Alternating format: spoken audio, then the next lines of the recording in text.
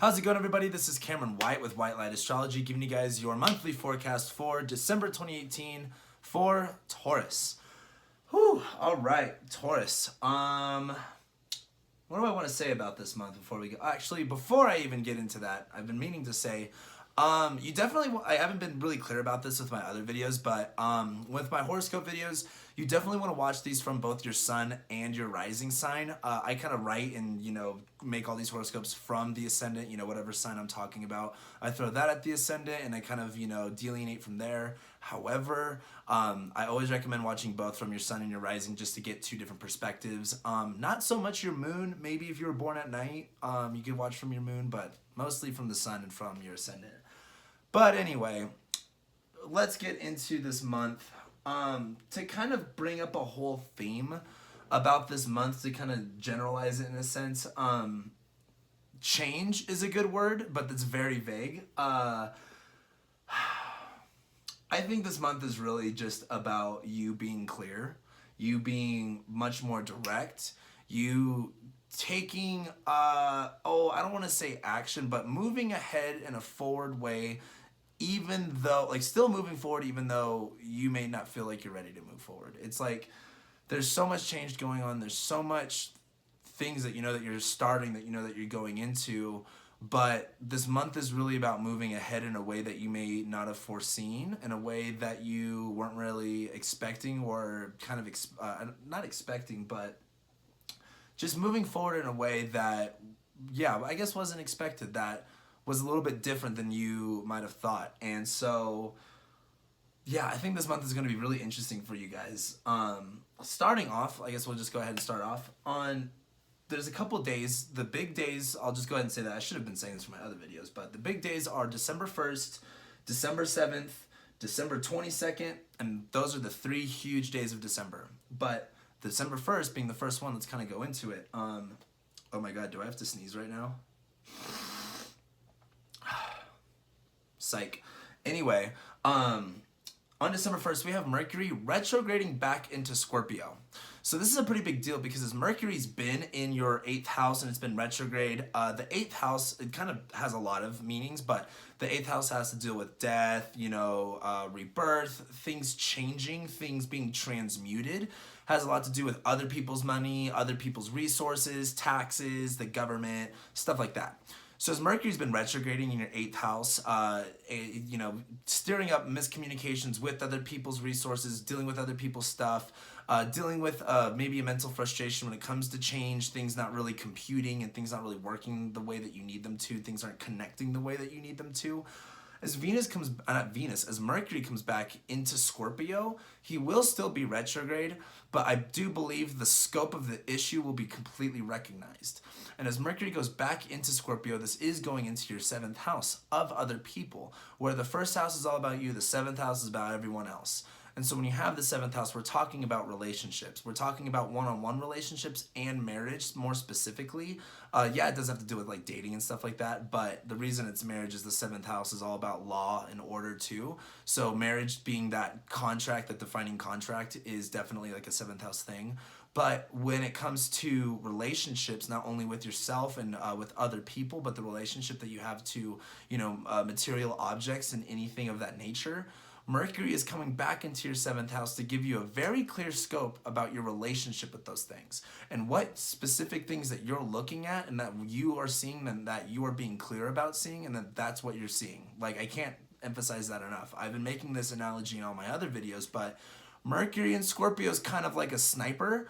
Not even, Scorpio is more of the sniper, but Mercury in Scorpio is kind of like trying to get that right shot, trying to fine tune your scope to get it down to where you need it to be. And as Mercury goes back into Scorpio, this is when you're going to not only, it's not that you found the problem, it's that now you find the solution and you know what you have to do in order to get to that solution.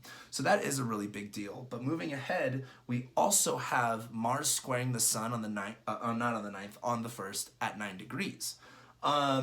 This isn't the biggest deal in the world, but Mars is in Pisces in your 11th house and the sun is in the 8th house. Expect there to be a lot of changes with who you associate with. As Mars is now in the 11th house for you, you're really trying to understand who you're associating with, who your friends are, who you want to attach to, who you want to let go of. after this whole retrograde, the whole Mars retrograde that we experienced over the summer, especially for you guys, this is a later manifestation of that. And as the sun is in the 8th house in Sag, squaring Mars in Pisces in your 11th house, this is really about accepting that if you want to move forward and if you want to move ahead in these changes, you're not going to be associating with everyone that you thought you're going to be. You are going to have to make changes in the people that you hang out with, the people that you associate with, the people that you are connected to. And you may see a lot of changes coming about that. And however, I just want to bring that up because as we talked about Mercury retrograding back into your 7th house, Mercury's going to go direct in your 7th house, Venus is going to go into your 7th house again. This whole month has a lot to do with relationships, So yeah, that's happening. After that, we also have Venus and Uranus opposing at 29 Aries and Libra. We're still talking about December 1st. I know, lots happening on the 1st. This is big because Uranus is now in your 12th house. Uranus about freedom, liberation, expansion, things like that. He's in your 12th house of the subconscious, of repressed and unacknowledged parts of yourself. And Uranus wants to liberate, especially in Aries. He wants to fucking just, blow up and explode. Venus is in Libra in her domicile, in her, at home in your 6th house in the 29th degree. There's a lot of tension going on right here. And there's a certain power that is trying to be expressed from your subconscious, it's trying to be released from you, that's time for you to realize there's a certain power that needs to be turned on, and Venus is right there trying to put more value and emphasis into your health, into what you're doing every single day. How are you giving back? What are you doing for work? Uranus is basically wanting you to go, hey, you have a lot of power and authority, and that's supposed to be coming out right now, and that's going to be coming out through Venus and Libra, and being tactful, having better habits, having better, a little bit of discipline, but creating the aesthetic of what you want your everyday life to look like, what you want your health to look like, what you want your sense of service and employment to be in this world. But also, Venus is in the 6th house. The 6th house is known for things falling apart and things breaking and things not working. And as Venus is in Libra right here, it's up to you for you to pull both the sides together and create that harmony and create that, coming togetherness in order for those results to really, manifest. So as the Uranus-Venus opposition has, let the power out of you and don't be afraid to put it into your, life. Don't be afraid to be open to receive it. That's another big thing. You may be wanting to force it out. It's definitely going to be coming out very much full pedal to the metal, but be open to receiving it. Moving forward, finally talking about December 2nd, to the next day, we have Venus then going into Scorpio. And so as Venus is she's still in her shadow, she's now back in her detriment, she's now still in your 7th house. She went to Scorpio, she retrograded back into Libra. She was really scared of what she saw in Scorpio. She came back home to Libra to make sure she had everything she needed. And now Venus is moving forward, and you know what that looks like. I basically don't even have to say anything. But as Venus has been in Scorpio in your 7th house, you've really realized what you need to let go of when it comes to relationships and what you are really starting to place your value and emphasis on, and being direct and passionate about that and holding on to that truth. Seeing things for what they are, both in the realistic truth and the nitty-gritty raw, but also holding the space available for things to happen in a really big, positive way. So as Venus goes into Scorpio, you know that you're on this mission now. You're moving forward into what you need to let go of what part of relationships you need to let go of, and what part of relationships that mean something near and dear to you. So and we're going to talk a little bit more about that as Venus goes out of shadow. But then on December 7th, a couple days later, we are having Mars conjunct Neptune, which, by the way, December 1st, December 7th, and December 22nd are the big days, just so we're clear. December 7th, we have Mars conjuncting Neptune, we have the new moon in Sagittarius, and we have Mercury going direct. So as Mars hits Neptune, this is going to be pretty big because Neptune right now is in your 11th house. So friendships, associates, it's all kind of just up in the air and blurry, and it's also a very spiritual connection when there is something. It's kind of like things just happen left and right. Mars hitting Neptune is going to help you guys become very clear about who to associate yourself with and who to not associate yourself with. Mars in Pisces is going to help you find the right people to bring together that are going to support you on your journey and helping you step away in a, not a passive aggressive way, not an aggressive way, in a very civil way of stepping away from people that just don't serve you anymore, that just aren't here for you anymore. And that's totally okay, but that Mars-Neptune conjunction is when things are going to really hit reality, be like, oh, this is who I'm involving myself with. Oh, this is who I'm not involving myself with. Then we also have the new moon in Sagittarius that day. So this is the new moon in your 8th house. The 8th house is a very scary place, but thank God you have Jupiter there. Thank God you have, Sagittarius ruling your 8th house. And as we have this new moon, it's really clearing out and cleansing out that energy in that area for you to kind of get more, not necessarily just your shit together, your shit straight on it, but this new moon is kind of allowing you to look at that 8th house theme of, death, sex, rebirth, change, transmutation, other people's money, resources, taxes, stuff like that. It's going to help you have a more defined path with it. It's going to be like, as Jupiter goes through your 8th house, you're going to have a whole year's worth of 8th house themes coming up very prevalently. However, this new moon is basically kind of like, hey, this is a thing for a while. You got to get used to it. Let's cleanse out that energy. Let's feel it all out, and let's keep moving forward. So the new moon in Sag is going to bring up a lot of change that's going to be happening. So my biggest advice is just know that you're going down a new path. You're going down a new road, and even though it looks scary as shit, you gotta believe in the ultimate fruition of it. You gotta believe at the end of the trail. You gotta believe in what lies ahead, because that's going to be your biggest motivation and your biggest reason to keep moving forward. Then Mercury goes direct at the same time. So as Mercury is back in Scorpio, he's got his shot now. His scope's all zoomed in and ready to go. Now it's time to execute. Now it's time to pull the trigger. It's like, you're going to be moving forward. You know what you got to do. You know who's with you. You know who's not with you. And it's time to be clear about that road that you're taking and having the faith and allowing yourself to have the faith and to have the trust of moving forward into things that you're not sure about, and knowing that you're going to go through change, and knowing that not all of it's going to be happy and positive, but knowing that it's for a better you. December 9th, Chiron goes direct too. Not the biggest deal, but something I did want to mention. Then on December 12th, Mercury will then go back into Sagittarius, into your 8th house, where Mercury is already in detriment in Sag. She can get very overwhelmed, a lot's going on. But Mercury has now seen the path that he needs to go down. He's very clear about the message he's got to communicate. And as he goes through Sagittarius, that message can get still a little bit lost in translation. But as he goes through your 8th house, you have to understand that you have to completely change your mindset going into this new stuff. It's going to be a big overhaul in your mindset. It's going to be a big overhaul in the way that you relate to people, the way that you communicate to people. But that's the path that you're really taking in this case. Then moving forward on December 17th, we have Venus leaving shadow. So this is a big deal because as Venus has been you guys are already ruled by Venus if you're a Taurus rising, but Venus has been going through a lot. And she has been scared in Scorpio. She came back home to Libra, where she was very strong and dignified. She went through Scorpio. She went through the path that she ran back on, and now she's on new territory. She's on waters that she hasn't seen before, in a good way to put it. And if you actually look like in the night sky, because we were talking about, when Venus retrogrades and goes direct, she becomes the morning star. Well, astronomically, Venus is actually going away from the sun, and she's actually going, here's the sun or whatever. The Venus retrograde is her coming closer to the earth, then she goes direct, and then she goes far away from the sun. She's on a mission, she's on a journey, but she can't be scared about it though. Venus in Scorpio has to acknowledge that truth and acknowledge the rawness of it and live it and express it and value that.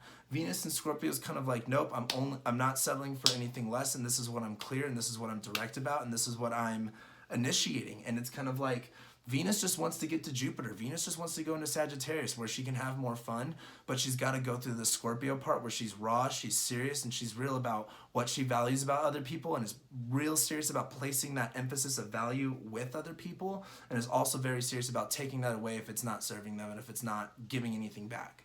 So that is a big deal. Then Venus is going to trine Neptune on December 20th.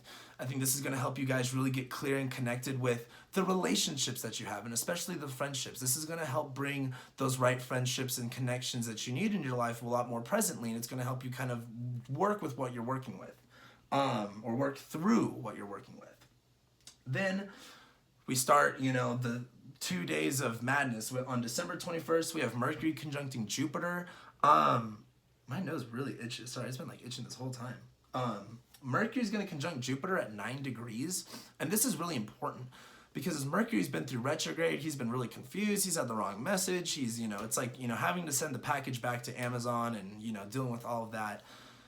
As Mercury goes into Sag and he's on that journey and he's believing in himself, even though he's afraid, and it's kind of like, having a healthy mental attitude about walking through hell. Sure, you're in hell, but you're like, hey, it's nice and warm here. As Mercury goes through it and hits Jupiter, Jupiter's got what Mercury needs. Jupiter has something he wants to give to Mercury on his path that's going to help him go through his path and that's going to help him go on his journey. So as Mercury hits Jupiter, this is going to be a time where you're going to see that change is going to, give you something. There's going to be something, it could be, a message from someone else that someone else is giving you something that they don't need anymore and that you really want.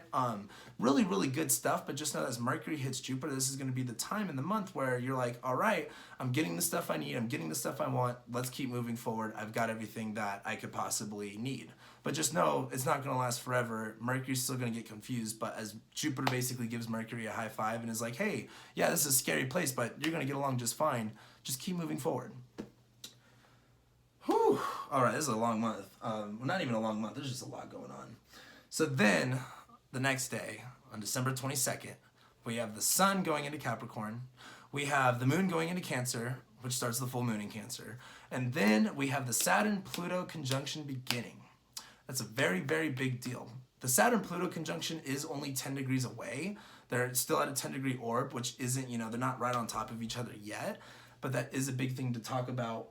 And let's talk about the Capricorn Sun thing first. So as the Sun leaves your 8th house and goes into the 9th house, you're going to feel way better for one. But you're going to feel ready to acknowledge the beliefs that you've established in yourself and actually create a framework for your life around that. And you're going to feel very ready to discipline yourself on those things. But the biggest thing is as the Sun goes into Capricorn and the Moon goes into Cancer, and we have that full moon in Cancer, this is going to be about you actually applying the things that you need. Like, there's a lot of stuff that you need to do to take care of yourself. There's a lot of things that you have to learn how to trust yourself and trust in your communication, trusting your verbalization of things, trusting your capabilities of putting yourself first and protecting yourself and nurturing yourself. You've got to put that first and you've got to realize what you need. And you've got to realize that it's not just a, this is what I got to do type deal. Like, the moon's going to be in Cancer. You're going to feel it. You're going to be like, damn, this is what I need to apply myself with. This is what I need to take action on. This is how I feel about things, and this is what I need to put first. So as the Sun goes into Capricorn and this moon in Cancer hits and it's the full moon, you're going to realize a lot of what you need to do and actually in order to take care of yourself and nurture yourself in the way that you've been needing. And that Saturn-Pluto conjunction is going to make this a pretty big deal. Saturn and Pluto, they're not on top of each other yet, but as they get in that 10-degree orb, a very serious tone is underway. And this is going to happen in your 9th house. So a whole revamp and re-change in your belief systems of, just everything that you believe, really. As that starts, you're going to find a very serious undertone of, reconstructing, of rebuilding, of really, envisioning a new creation, a new structure. And so that Saturn-Pluto conjunction is going to make this full moon a lot bigger deal than it usually would be.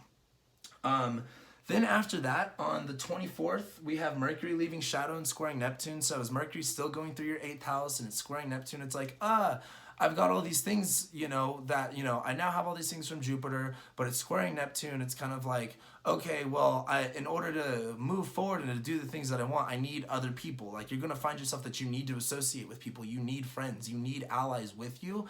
And Mercury squaring Neptune is just going to make that a little bit more difficult to obtain than you might have initially thought. So that's going to be a big thing. Friendship's going to be a big thing this month. Mars is also going to hit Chiron, and I think this is where, and this is on the 29th. December 29th, Mars will hit Chiron. This is when you're going to feel a little bit more like, okay, after doing all of that, now I feel like I'm ready to bring in the friends that you need and to really be open to receiving the friendships that are going to be more in tune to you.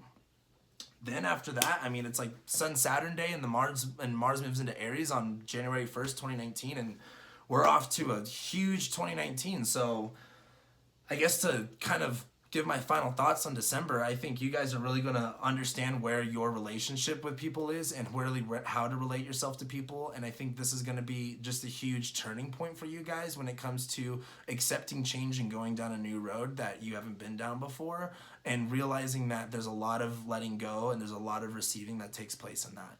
So that's what I got for you guys. So thank you guys so much for watching and liking and commenting, sharing and subscribing and whatever. And I'll see you guys next month.